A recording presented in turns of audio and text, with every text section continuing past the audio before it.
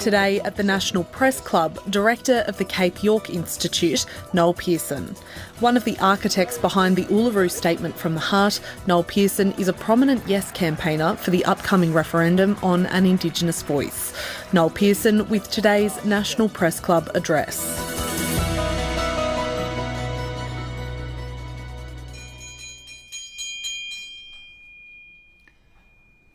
Hello and welcome to the National Press Club of Australia for today's Westpac address. My name's David Crowe, the Chief Political Correspondent at the Sydney Morning Herald and The Age and a Director here at the club. Our guest today is Noel Pearson, an Indigenous leader for many years and now a key figure in the Yes campaign for the Indigenous voice at the referendum on October 14. Mr Pearson was born in Cooktown in Queensland and raised at Hope Vale in Cape York. He went to school in Brisbane and then the University of Sydney, where he earned degrees in history and in law.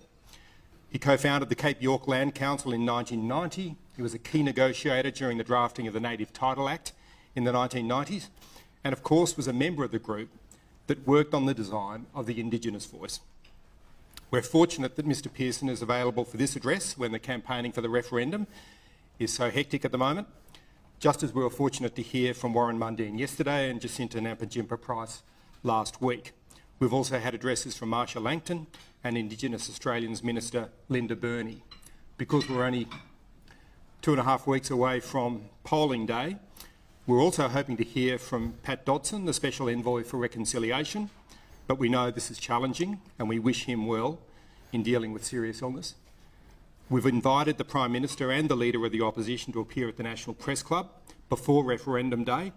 Time's running out, I think, to get commitments, but they're both welcome, individually or together if they wish. We're presenting today's address in a different venue than usual, and that's purely because of some renovations being done in the club's main room. It's not easy to book venues when we can't be sure who's available. We really appreciate Mr Pearson giving us enough notice to book this room today, so thank you. The format remains the same. We'll hear from Mr Pearson for about half an hour and then we'll go to 30 minutes of questions from the journalists here. For those of you watching at home, you can join the conversation on Twitter, where our handle is @PressClubAust, or you can use the hashtag NPC. Please join me in welcoming Noel Pearson to the podium here.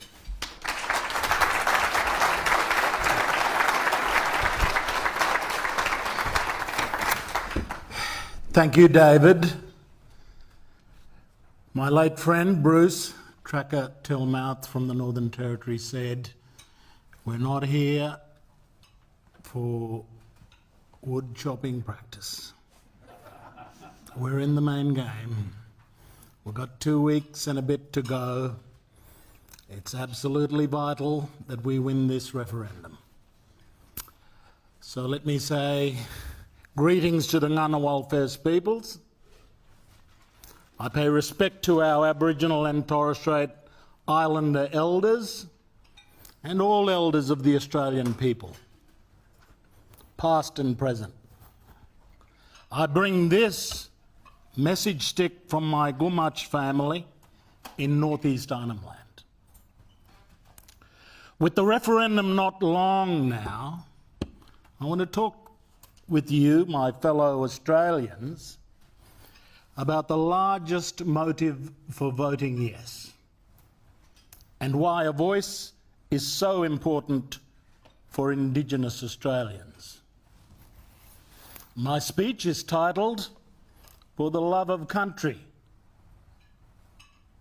I mean not love in a saccharine or sentimental way, nor romantic or patriotic love. I mean in the sense the late English philosopher Roger Scruton called oikophilia. Oikos, the Greek for home, and philia for love, the love of home. I have been on the road of this campaign, meeting tens and thousands of Australians in forums, around baggage carousels, at the train stations and shopping malls, town halls and shade of mango trees. And the hours, days and weeks are an emotional and pictorial kaleidoscope flashing through my mind. In the quiet, after the noise and bustle, I've reflected on what I have learned from listening to thousands of my fellow Australians and the thousands whose intentions in this referendum I could not be sure of. I've conversed about constitutional law, politics, race, details, equality, discrimination, fears and hopes. And I have endeavoured to answer questions honestly and accurately. Beyond these details, I've come to see it is the love of our country that joins us all as Australians. I said it's not the same as patriotism, because there's nothing political about this love of country. Rather, it is about the wondrous land and seas. All of the nature and culture makes this country so beloved of us all, and its effect upon our souls. No Australian can fail to feel this in the presence of Uluru and a million other places each of us call our special homes. I say today, it is the love of country that is our driving motivation for the recognition of Aboriginal and Torres Strait Islander peoples in the Australian Constitution. It is not love of each other that joins us, it is our mutual love of country that unites us. We don't need mutual affection to succeed in this referendum. We need to recognise our mutually shared love for the land. Our children and great children will be more likely to share affection between them than us, because too many of us have grown up strangers. But when you bring your children to come to know our children, they will each be the better for it. That is the promise of the future. So let me turn to love and the strongest motive for voting yes. Words can explain. Let's keep having conversations about constitutional recognition of Aboriginal and Torres Strait Islander peoples as the first peoples of Australia in the remaining time we have. Law can assure us. This referendum will uphold the Constitution and recognise Aboriginal and Torres Strait Islanders as the first peoples of Australia. This amendment is constitutionally safe and will adorn our founding law. Philosophy can give us reasons. It is not inequality to recognise Aboriginal and Torres Strait Islanders were the owners of Australia since time immemorial. It is simply the truth. Friendship can increase empathy. We are 3% and you 97%. It's understandable we mostly don't know each other as friends. If we shared meals, we could rely on the empathy of friendship. Empathy is so important, but only love can move us now. not the love of family. Unlike other campaigns, we don't have the love of family to join our hearts with our heads. Not the love of familiarity. Only few are familiar with us. That's no fault of anyone. It's just we are so few and you so many. Australians mostly do not know our cultures, our languages, the things that make us the same as you, and the things that make us so unfamiliar, even after 2 centuries. We are not yet like our New Zealand friends, who have brought the cultures of the Māori and the Pākehā together. Not the love of experience. Apart from sport, school and work, we don't have enough shared stories of loyalty, friendship and mateship. What mateship there was between our diggers in the world wars is not much known and remained unacknowledged after our people's service. Not the love of admiration. Australians have always admired our sporting and cultural heroes, and little wonder we are proud of their ability to enjoin your respect. But admiration is not what I am talking about here. It is the love of country. This is a civic love. It is the basis of a shared fealty to this land. It is for the love of country that the Australian people cohere under the first person plural, we. It is the largest motive we have for voting yes. It's the love of home. Our Australian home is the source of this love. Ownership is lower in order concerning law, title and real estate, whereas our larger responsibility, shared by all of us, is the custody of our national home. Our responsibility as custodians on behalf of our future unborn is our highest duty and an expression of this love of home. It is the great love we share. Always was.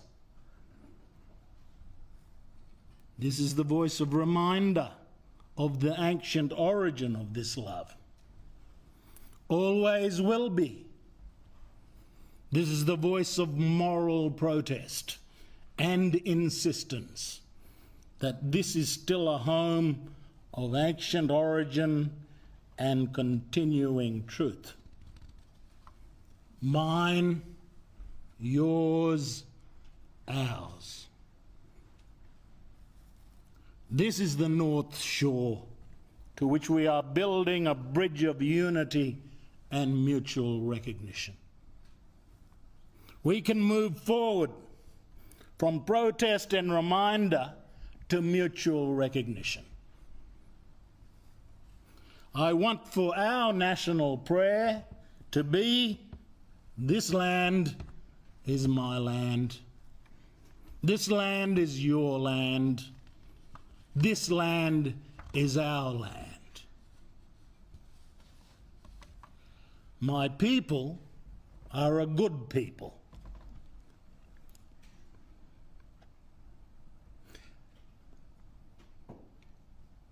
They've done nothing to deserve contempt and disdain. They should not be feared or despised. They have suffered much. Let's not prolong the alienation. They have much to contribute to their country, if only they be given the chance to. This is a modest proposal, but profound.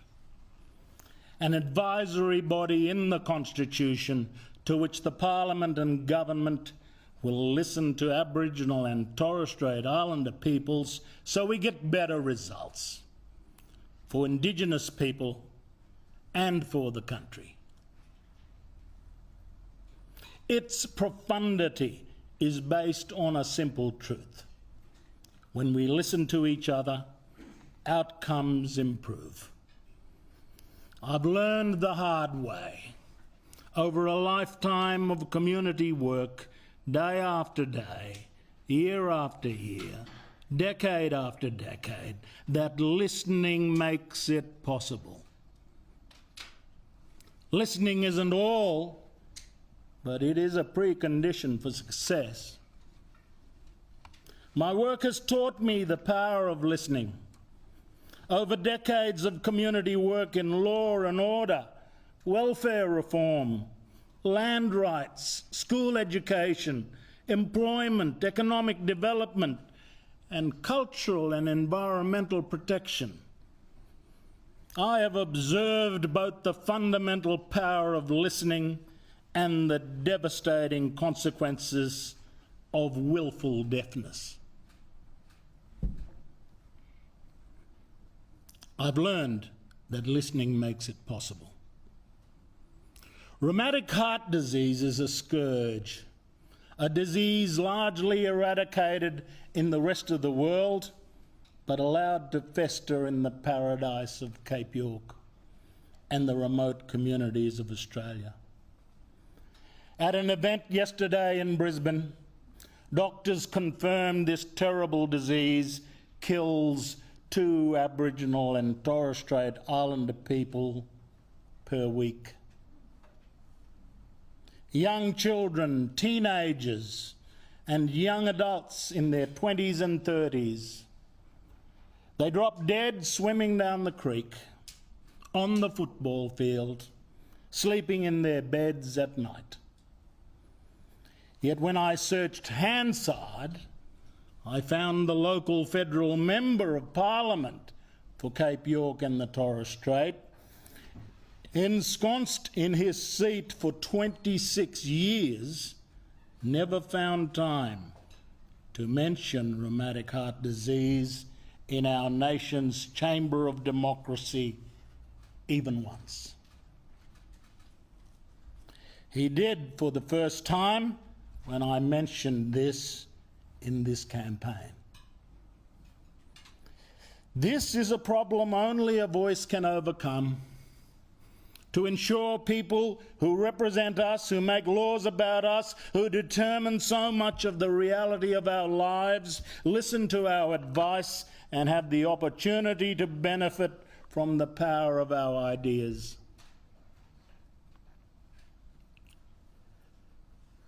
Rheumatic heart disease inflicts lifelong damage to the valves around a child's heart, causing early death. But it's the lifelong damage to the ears of our nation's decision makers that has allowed this disease to prowl around Cape York decades after it has been eradicated everywhere else in mainstream Australia and around the world. It is a disease of the unlistened to. It is a disease of a people who have spoken but have not been heard. No gets us nowhere when it comes to confronting rheumatic heart disease. Yes makes it possible. That's why your answer is so important to us. We would be untruthful if we didn't say we have a mixture of hope and terror about the answer to this referendum.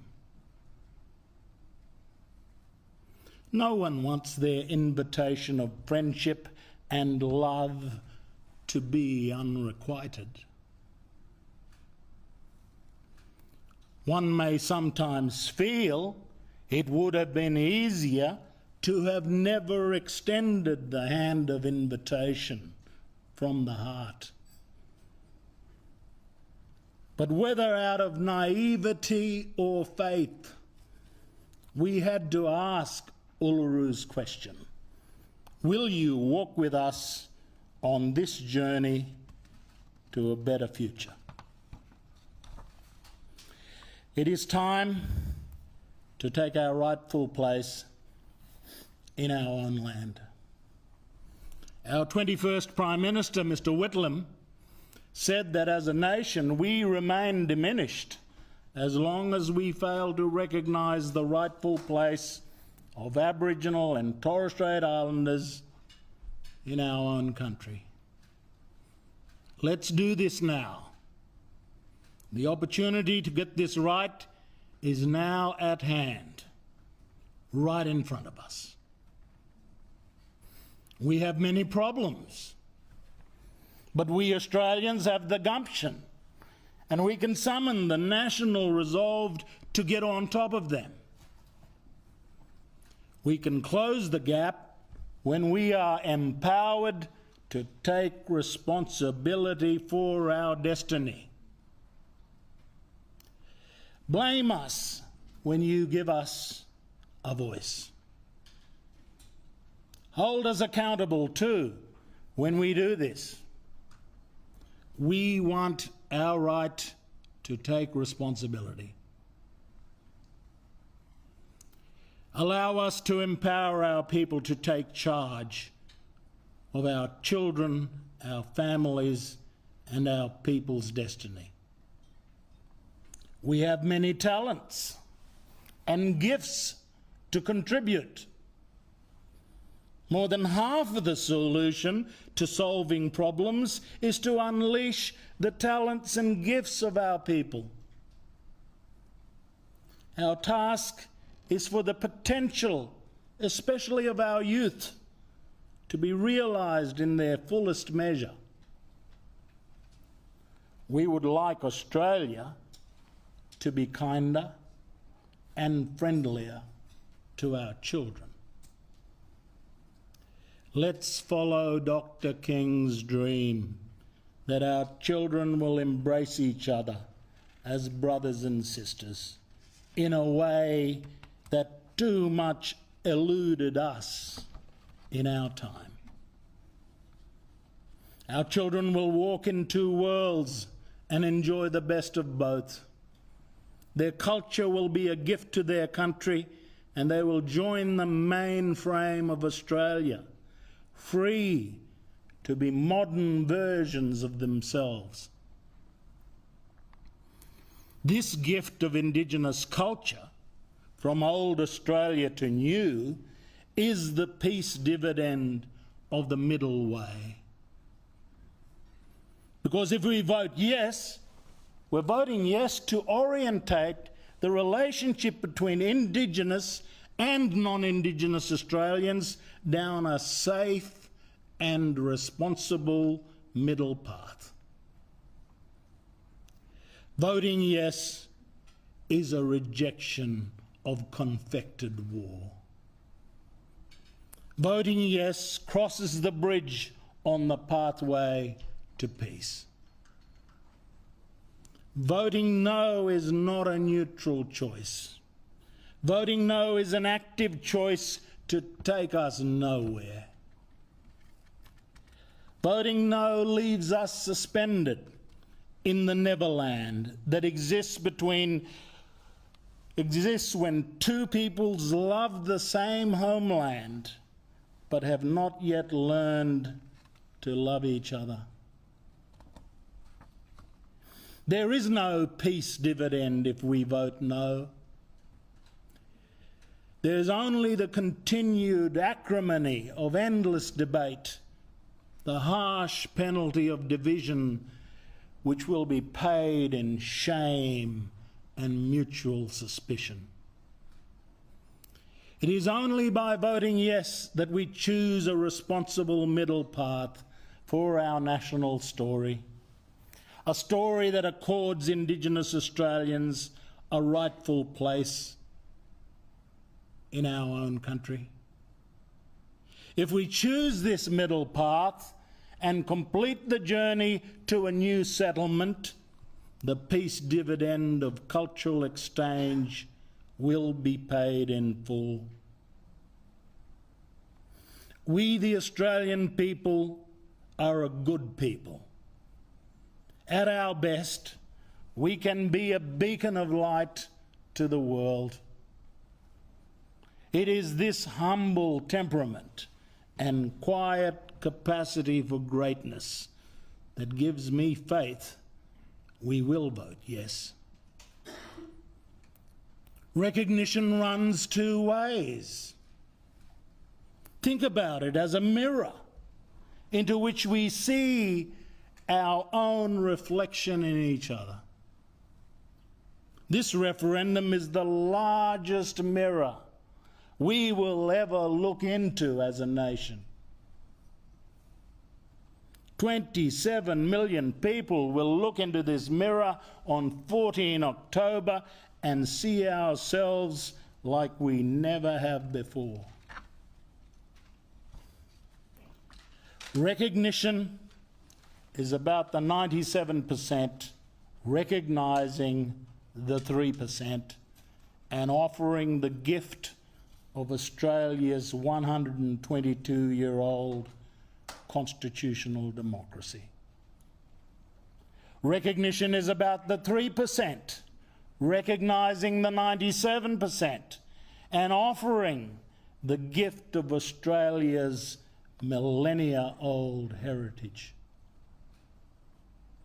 The first is about democratic participation and the second about identity. And dare I say, the spirit of Australia. When he spoke the truth of our history at Redfern, our 24th Prime Minister, Mr. Keating, said it was not about guilt. It was about opening our hearts. You're not guilty for the past, neither are we. Our alleged inferiority is no justification for that history. Not then, not now. The inhumanity of the frontiers was not because we were inhuman. We can only be responsible for forgetting the truth and its legacy in the present. We were victims of history, but our victimhood ends with our empowerment. Have the same expectations of us as you would your own. The referendum is testing the idea that a nation conceived in the lie of terra nullius, a continent empty of owners, can come to a new understanding of who we are, a nation blessed. With an Indigenous heritage spanning 60 millennia, a British democracy captured in its constitution, and a multicultural triumph that is a beacon to the world. The referendum words complete the three parts of what our 25th Prime Minister, Mr. Howard, called the profound, unfolding and compelling story of Australia. If affirmed, this referendum will seize our first best chance and last best hope for a lasting settlement. We do this for our future unborn, for the countless generations to come. We, their grandparents and great-parents, bequeath them the settlement of future peace, rather than the endless trouble of our colonial past. For now we can draw a line on the colonial past because we choose to make it our history rather than our legacy.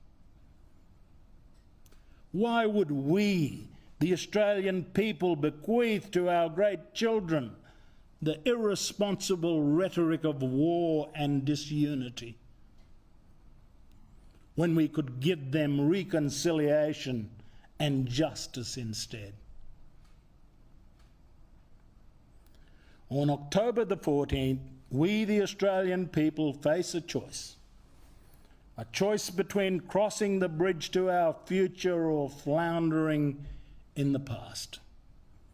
A choice between listening to each other, respecting each other, or closing our hearts and minds to the simple truth that when we listen, we do better. A choice between a safe and responsible middle path or the failed dichotomy of assimilation and separatism. A choice between a country big enough for all of us to love and just enough for all of us to flourish, or a country belittled by our differences and demeaned by our past.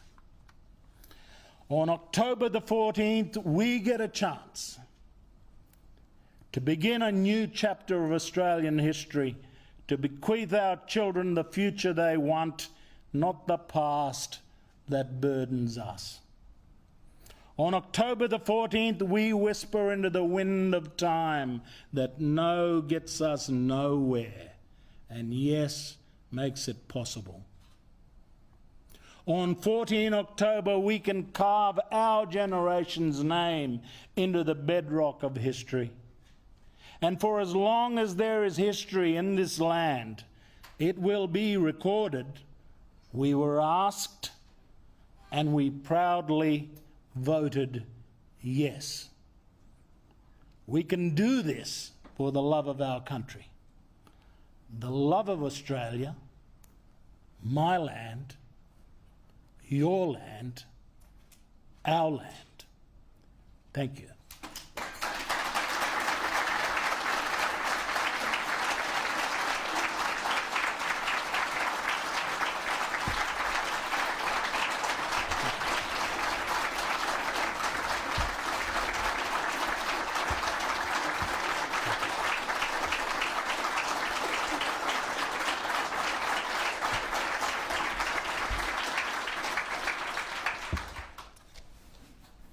Thank you very much, Mr. Pearson, for that speech. We've got about 16 or 17 questions, but I'll kick off with something that I think is part of the public debate at the moment.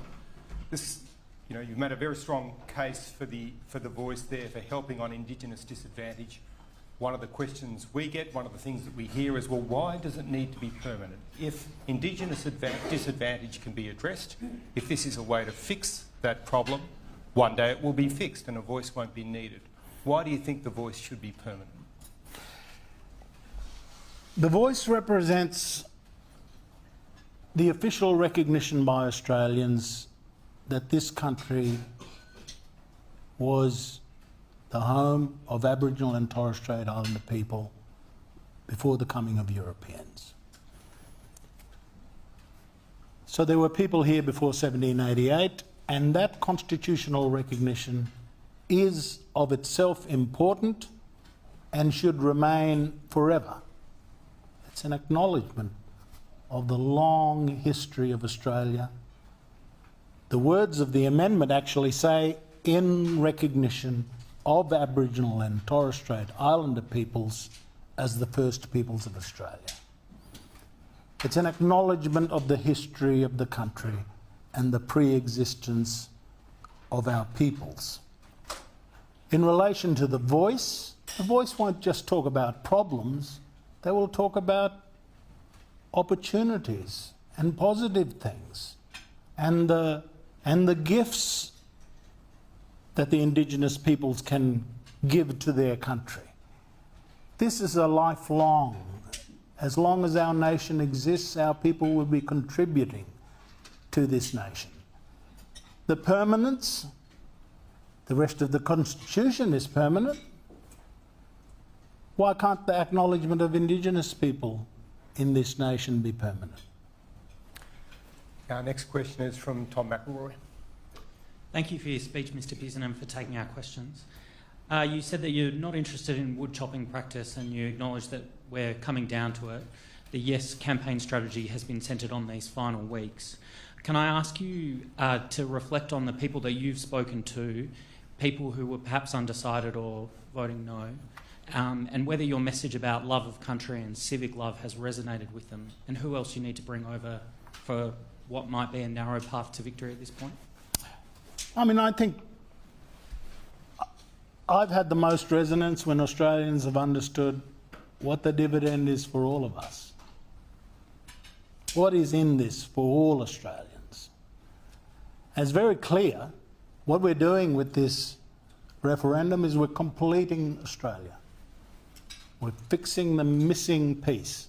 And that missing piece is the recognition of the Indigenous heritage of this country. When we complete that, we complete the whole idea of Australia.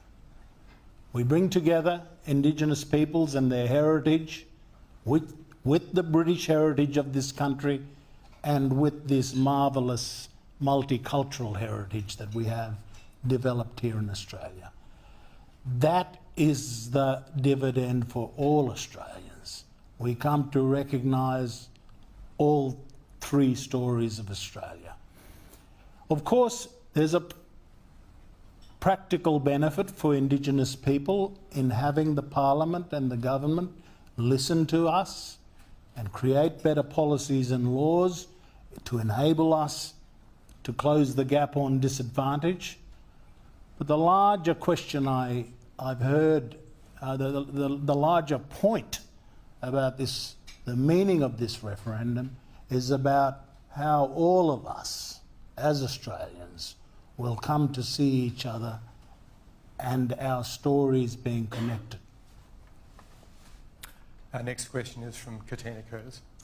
Thank you, Katina Curtis from the West Australian. I'm just picking up on the point that Tom asked about, and you mentioned speaking with, I think you said thousands of people who you don't know how they're going to go on October 14.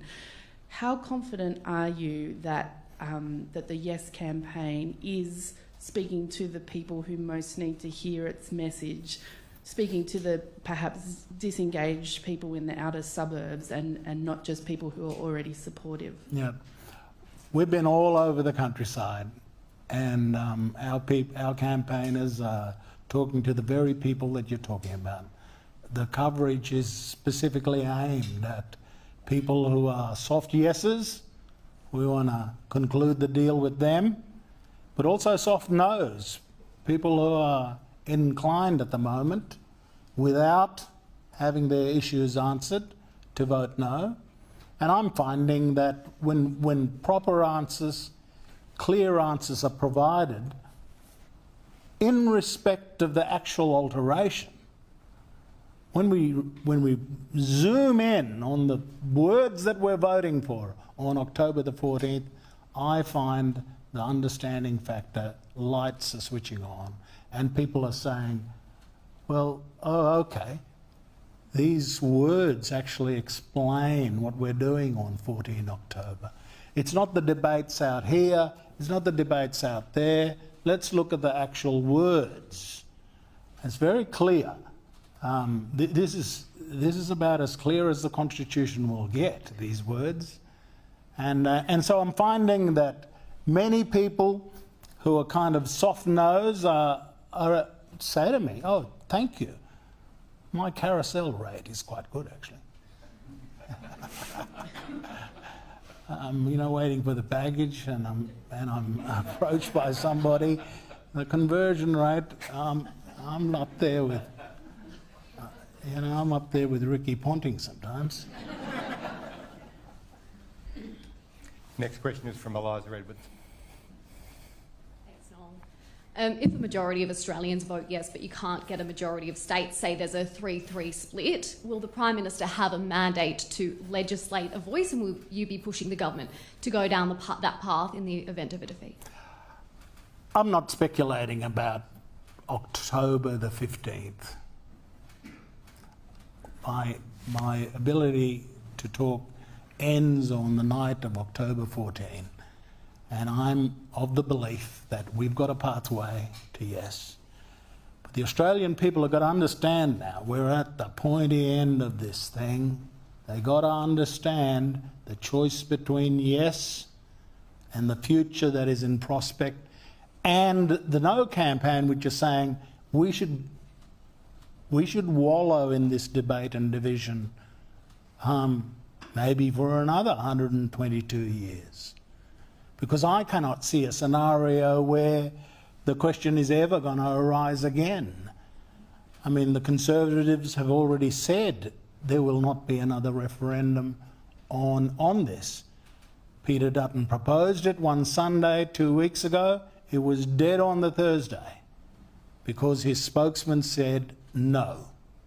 And of course the National Party's position is very clear. There will not be a referendum supported by the Nationals. So there will be no constitutional opportunity to revisit this question. What happens in the event of a loss is not something I'm contemplating now.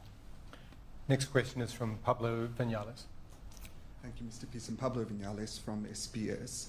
I'm interested in you speaking about civic love with a yes vote, and further to the previous questions, whether this message is resonating particularly for culturally and linguistically diverse Australians, because the sentiment that I've heard through reporting is that they've come from countries where democracy has been so fragile, and the fear is that this perhaps will undermine the status quo.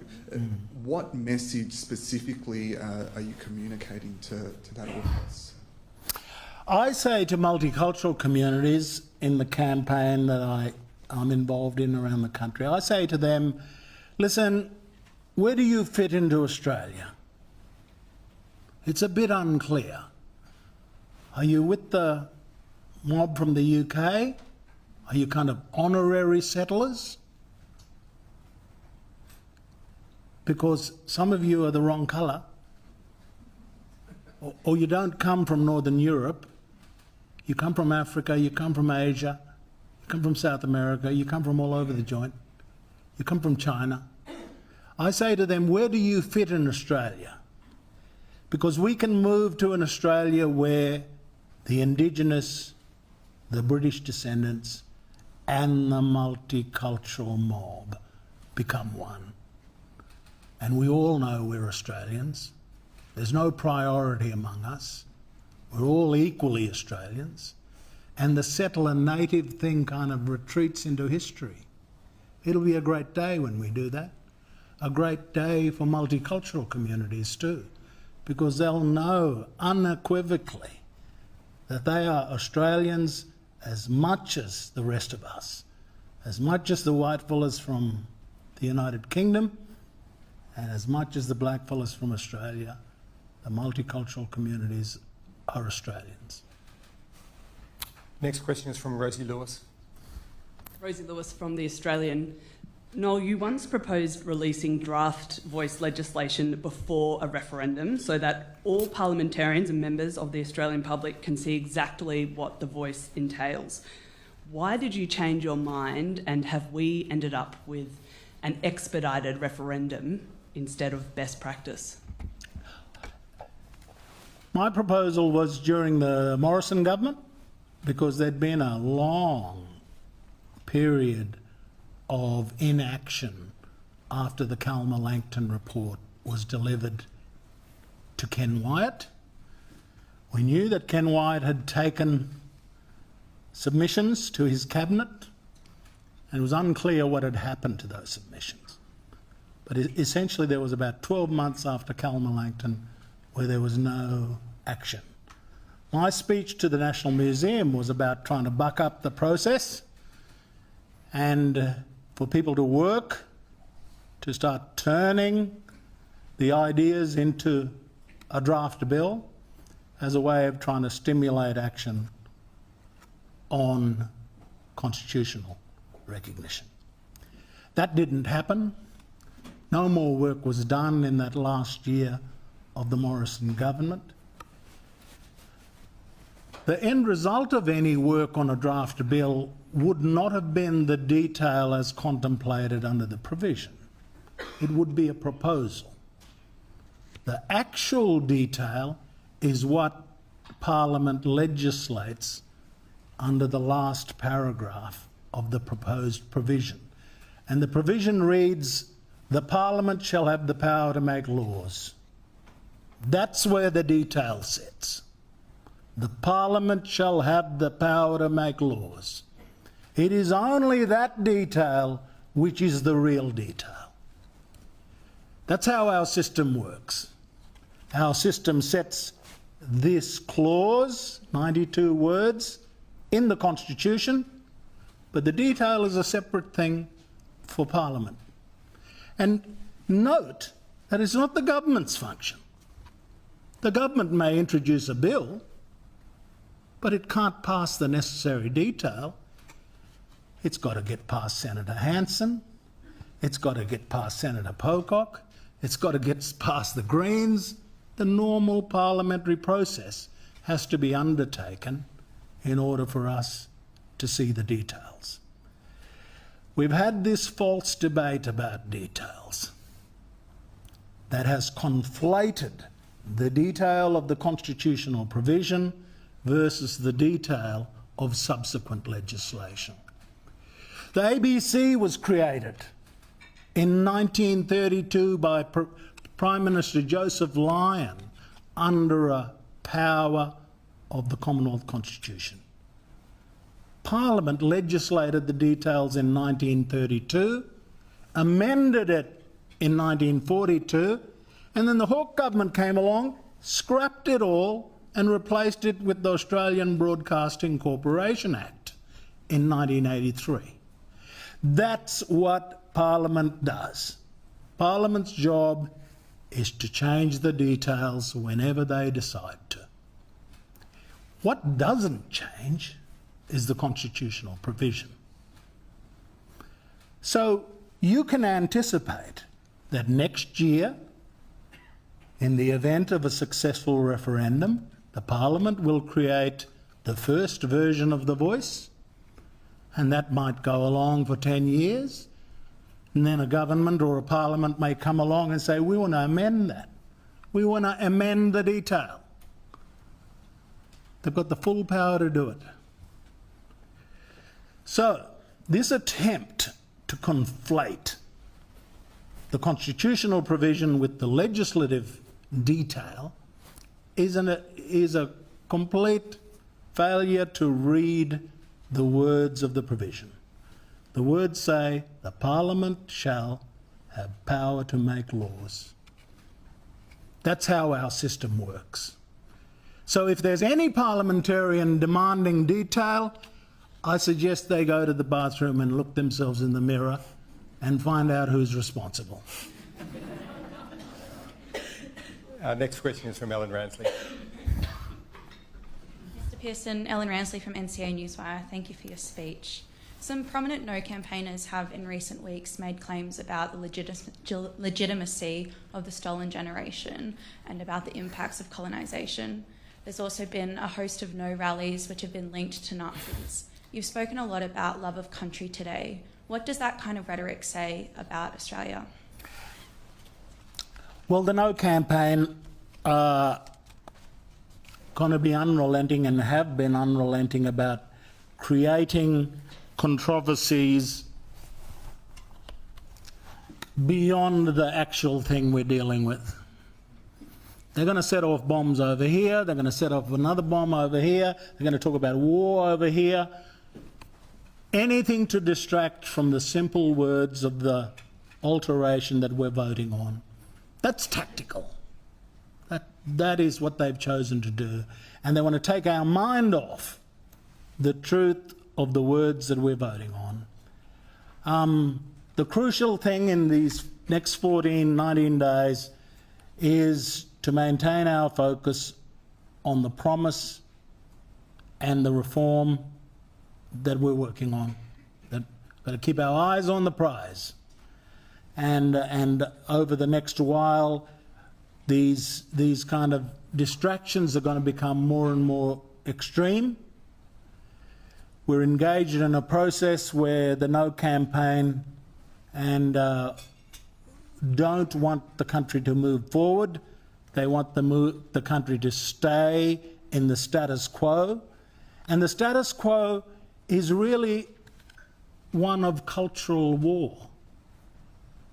They want us to fight about these things forever, about history, about colonisation, about whether Aboriginal people are worthwhile or whether they should abandon everything about themselves and become white. All of these are distractions, but they're kind of fodder for a cultural war, and it serves their political interests to engage in cultural war. We don't want that. We want to put cultural war behind us. I think most of the things, a lot of the things, they don't even believe themselves. They're just convenient controversies. They just want to let the firecracker off by making outrageous claims. What we have to do as a campaign is simply keep our eyes on the prize and always believe in the decency and goodwill of Australians. Because this thing is not going to be won in the trenches with the No campaign. This thing is going to be won because we appeal to the better instincts of the Australian people. Next question is from Josh Butler. Thanks, Mr. Pearson, for your speech. Josh Butler from The Guardian. One of the things that the Yes campaign talks a lot about is that whether you're door knocking or doing leaflets at the train station or what have you, the claim is that you can very quickly turn someone's mind. You can convince them over to the Yes side, and you've spoken about your carousel rate and things like that. I understand the little card you're holding up in the last little while is a card that you carry around all the time, you talk to people about. I realise you just made a 30-minute speech and answered a whole bunch of questions already, but for the sake of the exercise, could I ask you to give us the elevator pitch that you give to people when you're door knocking or leaflet? Well, firstly, there's a recognition clause, you know. It is going to be the one line of poetry in what is otherwise a barren, dry rules of cricket. That first line, in recognition of Aboriginal and Torres Strait Islander people as the first peoples of Australia. You know, just simple words, but they are gonna, in the context of the Constitution, it is so profound. It is a glorious proposal that we have in front of us, because it speaks to our history. Secondly, there shall be a body. That's the guarantee. Can't get rid of it. It's a guarantee by the Australian people to Aboriginal and Torres Strait Islander people. It's not something the Parliament or the government can dodge, because the Australian people have said in this proposal, there shall be a body. Secondly, what is the function of the body? It is to make representations. Everybody makes representations. Miners, farmers, environmentals, human rights. Everybody makes representations, and that's what the voice will do. And the thing about representations, they'll listen to you, but there's no guarantee they're going to follow you all the time. And what about? About matters relating to Aboriginal and Torres Strait Islander peoples. You know, not nuclear submarines, not all of that lurid stuff that has been suggested in the media by people in the No campaign. Not on matters relating to Aboriginal and Torres Strait Islander people. And the final part of the clause is this details thing that I talked about earlier. The Parliament shall have the power to make laws. That's where the detail is. And so that's my general pitch.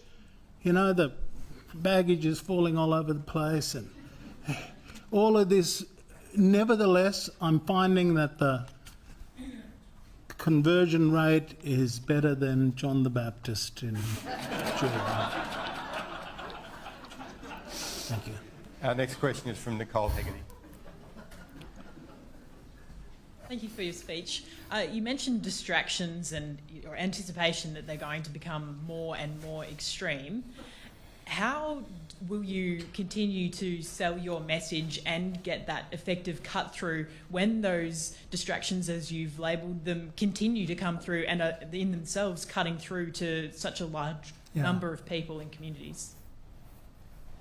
I wish you could tell me. Because this really is a test of whether our democracy can sustain a discourse for good. Can we do good things in our democracy by talking to one another in a situation where bots and robocalls and the sheer filth of the sewers of the internet come into play? Can we still do good things in the democracy through putting our case to other citizens in our country and appealing to their intelligence and their hearts? Can we do good things? Can we rise to the occasion given the new circumstance we're in? It's going to be a test of that. And I just urge all Australians that it is completely crucial for our democracy that we be able to listen to other Australians honestly putting the case for change, putting the case for good things. Otherwise, I can't see. This is such a simple, safe. It's, in constitutional terms, it's inert. You're flat out finding words that provide any opportunity for legal challenge or constitutional unsafety. You put the Geiger counter on it, no beep. It is inert. But it just offers such a great opportunity for the voices of Indigenous people to be put across to the Parliament and the government, and for those ears in Parliament to listen to what our people want. And the dividend will be that we get on top of this terrible problem that we have between our peoples. Next question from Tom Connell. Thanks, Mr. Pearson. Tom Connell from Sky News. When people buttonhole me about The Voice, which is mainly friends and family, but the odd stranger, they're generally open to the idea that things need to change. Their question is usually, well, how does The Voice help? So I'd like to ask you that in regards to rheumatic heart disease, which you raised. Yeah. Clearly it's a problem. Clearly it's a problem quite particular to First Australians as well. Yeah. And we do have a national strategy. We do have a Queensland strategy as well to eradicate it. So how does A Voice do better than what's already happening? Clearly politicians agree it's a problem. People like you are trying to be the voice for it. What changes about it an Indigenous voice to Parliament about that particular issue? Well, think about the relative focus, right? What if it was the situation that 2 people were dying every week in custody? What would be the state of debate? And yet these children and young people have been dying at the rate of 2 per week, and the doctors are telling the numbers are going up. And so in order to lift the focus on rheumatic heart disease from managing a problem over the years to one of we need a full court press in order to eradicate the disease, we need a voice. It hasn't happened. The experts that we spoke to yesterday in Brisbane said it's not happening. There's 3 paediatric cardiologists north of the Brisbane line, and yet 90+% of this problem is north of the Brisbane line. South Of that line, there's something like 50 experts in this area in the medical profession in Australia. We have got to direct more resources into those parts of Australia where this disease is rife, and we're nowhere near eradicating it. So is that a funding change? Would that be one of the key? That's partly it. It's also absolutely focusing, getting governments, state and federal, to focus on providing the professionals we need. This is a multifaceted problem. It's about home hygiene as well, housing, overcrowding. It's got to be tackled from many directions, but what we do know, it is solvable. You can eradicate. Australia eradicated it in the 1950s. We can do it. It's just we need a focus on it. Our local member didn't talk about it for 26 years, and yet it's a primary problem for his constituents. So I would expect that the Voice would be on to problems like this and ensure that the ears of government and Parliament were constantly hearing the advocacy on behalf of the children. Next question is from Kat Wall. Thank you for your speech, Mr. Pearson. So obviously some members of the No campaign have claimed that the Voice is dividing the nation, whereas proponents have kind of hit back and said it's not dividing us but revealing us. So what has the Voice campaign so far, both on the ground and kind of from where you're standing now, revealed about Australian society? I think it's revealed that Australians want the gap to close. Absolutely. We're kind of unanimous on that. People are of goodwill. They want the gap to close. The argument is well, how do we close it? You know, people say the Voice, they can't see how that relates to practical change. Whereas the Indigenous people I talk to and see all around the countryside, they confirm to me that the solutions they need from government and Parliament are crucial. And so the Voice is very critical to helping them close the gap and helping them to advocate to government on these crucial issues. So I don't see any solutions from the No camp. Nobody has a solution for rheumatic heart disease. Nobody has a solution to the problems facing our people. What they want is simply to kill the Voice proposal and to keep the country festering around issues of really cultural war rather than real issues. And that's a tragic state of affairs. But my view, as somebody whose day job is working on the ground, I can tell you that the Voice will be a huge boon for those communities that are trying to tackle practical problems on the ground. Kat's question began with a reference to some of the claims by No. One of them is that the Voice divides Australia by race. It gives special treatment to one group on the grounds of race. What's your response to that, very widespread and argument from the No side? Okay.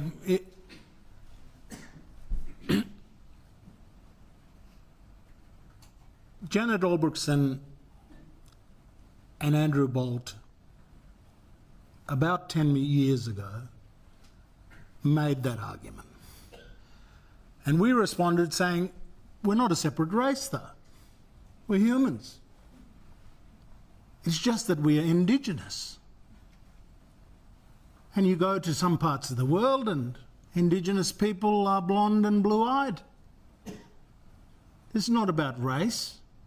This is about us being the original peoples in the country. They've never admitted to that misrepresentation. it has been in their interest to conflate the two things, race and indigeneity. It's crucial to their campaign. But I would ask Australians to understand this is not about race. This is about Indigenous. And the simple question about Indigenous is, were there peoples here before 1788? And the answer is yes, there were Aborigines and there were Torres Strait Islanders. And that's what we're recognising, not a separate race. Next question is from Melissa Code. Hi, Mr. Pearson. Melissa Code from the Mandarin. When I step back and sort of listen to the themes of the yes and no arguments for the referendum, I sort of see a spectrum, one where there's cynicism on one end, and on the other end, this idea of aspiration and optimism and what Australia can be, and that was certainly illuminated in your address today. But the sticking point seems to be this question of pragmatism. So who has the answer to resolve some of these existential and real issues facing First Nations communities? So when Warren Mundine spoke yesterday at the Press Club, he suggested that the voice represented, as David mentioned, segregation, but also more bureaucratic control and more dependency on institutions. And I'd just love to hear you respond to that from that aspirational, optimistic lens, the pragmatism issues. On the day he spoke, I was in Arukun, a small community in Cape York Peninsula, with a leadership anxious to get on top of a lot of serious problems. They're making progress on some fronts, and on a lot of fronts they're frustrated. And we had this meeting between the store and the Shire Council chambers under the mango trees. They need a Arukun voice set up under the mango trees where they always meet. The voice needs to operate at the local level. There's got to be one in Kawanyama that's got to give a voice to the Kawanyama people. That's where you sort out the real practical problems facing people. That's where you close the gap. And so the idea that I spoke about with the community on that day was that, you know, you'd set up a marquee under the shade here. There'd be an Arukun voice under the mango trees, meeting every quarter with the relevant bureaucrats, with relevant politicians from time to time, talking about their business, justice, housing, health, infrastructure, education, all of those issues. And, you know, in other places it'll be the voice by the riverbank. It'll be the voice in the CWA hall. It'll be the voice in the Shire Council hall. That's how the voice will play out for the practical benefit of people on the ground. You know, the Wilcannia voice, I don't know, might be in a barn. You know, there's no need for infrastructure. We just need a table like this, and the community sits on one side and the government people sit on the other side, and we do business for Kawanyama and Wilcannia. There's no construction of special offices, no creation of special bureaucracies. The community wants the opportunity to talk directly with the powers that be across the table. Make plans, make commitments to one another, allocate budgets to do things, and get stuff happening. That's what they want. Our last question is from John Paul Janke. John Paul Janke from The Point on NITV and SBS. Noel, a big thank you for your address today. I want to take you back to a period that I love, the 90s. Now, the 90s public debate, of course, over native title was an hysterical period in our nation's history of misinformation and lies and fact over fear. The current level of misinformation and fear is much worse. It's reaching out into our friends, our family, people we work with, people we socialise with. What's your pitch to the undecided voter in the next two and a half weeks that we have? What's your pitch to them to vote on October 14th with fact over fear? Yes, I would say to the undecided voters who are hearing the nonsense that you referred to, not 1 square inch of land was lost because of Mabo. Not 1 square inch of land was lost because of Wick. All of these scare campaigns that have looped around and revisited this referendum campaign are just saying the things that never happened. Nobody lost any land. The High Court's genius in native title was to balance the rights of the Indigenous peoples with the rights of the new Australians. And we got the balance right. Mabo has worked great justice for Indigenous peoples around the country. It was late, 200 years late, but the High Court got it perfectly right. Now we have the Australian people's chance to get it right in relation to the Constitution. And what we are going to vote on October the 14th is the perfect balance. It's the balance that respects the Constitution, but also for the first time seizes the opportunity to recognise Aboriginal and Torres Strait Islander people as the first peoples of Australia. It's we, the Australian people. The High Court has acted, they've done their bit. Now it falls to the Australian people to do our bit. And the proposal that the Prime Minister put through the Parliament is really a handsome but simple balance that adds to a constitution that's worked for 123 years. It adds the recognition of our people. Thank you.